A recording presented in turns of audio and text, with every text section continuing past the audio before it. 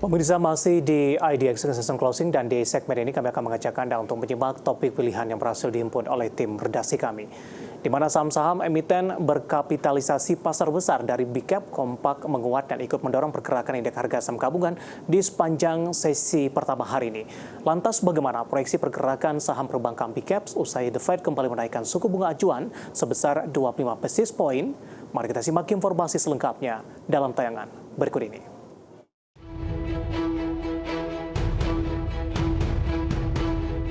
Indeks harga saham gabungan pada sesi pertama perdagangan hari ini melanjutkan penguatan dan berakhir di zona hijau. Di mana pada pukul 11:30 waktu Indonesia Barat, IHSG terparkir di level 6.938,97 atau terapresiasi 0,7%. Dari sisi sektoral, mayoritas sektor saham di BEI berakhir di zona hijau pada sesi pertama hari ini. Dan dipimpin oleh 3 sektor yang sensitif terhadap dampak kenaikan suku bunga, yakni sektor teknologi yang menguat 2,12%, sektor properti naik 1,2%, serta sektor keuangan naik 1%.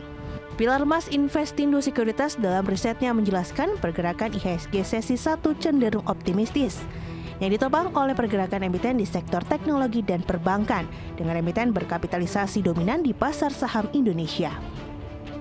Seperti dari sektor perbankan, 2 emiten pemimpin kapitalisasi pasar di sektor ini tercatat naik signifikan di atas 2,5%, di mana saham BBCA naik 2,37% dan saham BBRI naik 3,91% di paruh pertama hari ini. Demikian pula kenaikan 2 saham bank Big Caps lainnya juga melengkapi dorongan terhadap sektor keuangan dan indeks harga saham gabungan hari ini. Penguatan saham keempat emiten perbankan tersebut masih terjadi setelah hampir seluruhnya merilis kinerja keuangan full year 2023 yang melanjutkan kinerja positif di kuartal 3 2022 lalu.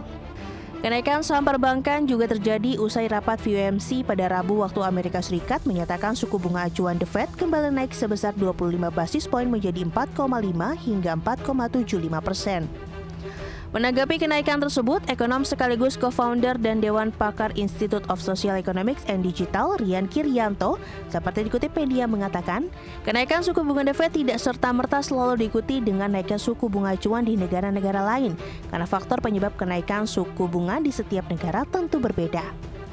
Adapun Bank Indonesia telah menaikkan suku bunga acuan mencapai 2,25% sejak tahun lalu menjadi 5,75%. Namun Gubernur Bank Indonesia Peri Warjio juga sebelumnya mempertegas sinyal tidak akan menaikkan suku bunga lagi jika tidak ada situasi yang luar biasa. Dengan demikian menurut Rian, saham perbankan akan masih sangat menarik untuk dilihat para pelaku pasar modal. Apalagi sejumlah bank besar berhasil mencetak rekor laba bersih baru di sepanjang tahun lalu. Berbagi sumber IDX Channel.